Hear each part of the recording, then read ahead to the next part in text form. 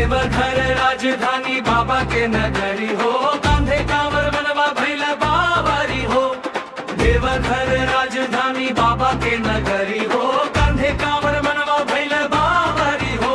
बोल बम के गूंजे चारों ओरी, बैद्यनाथ धाम में बरसे कृपा तोहरी।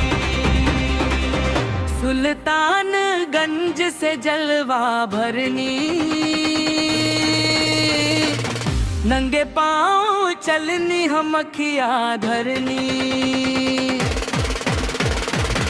सुल्तानगंज से जलवा भरनी, नंगे पाँव चलनी हम अखिया धरनी। हर हर महादेव गूंजे रास्ता भर, भोले बाबा राखी है अपना नजर।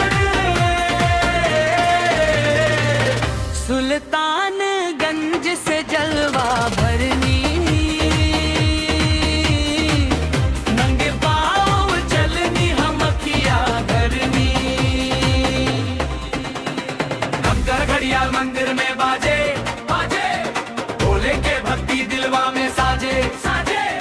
दूध बेल पत्र गंगा जल चढ़ाइब, सगरी मनोकामना बाबा से पाइब, सगरी मनोकामना बाबा से पाइब। सावन महीना भक्ति के बहार, बोल बम टोली चले हजार। दीपक जैसन भक्त पुकारे, जय भोले कहीं दुख सब कटारे।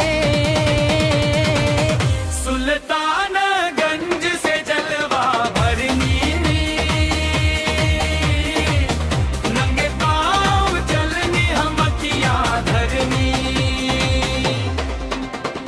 देवघर राजधानी भोले के शान, बैद्यनाथ बाबा हमार भगवान। देवघर राजधानी भोले के शान। बैद्यनाथ बाबा हमार भगवान। बोल बम के गूंजे चारों ओरी, बैद्यनाथ धाम में बरसे कृपा तोहरी। सुल्तानगंज से जलवा भरनी, नंगे पाँव चलनी हम अखिया धरनी। सुल्तान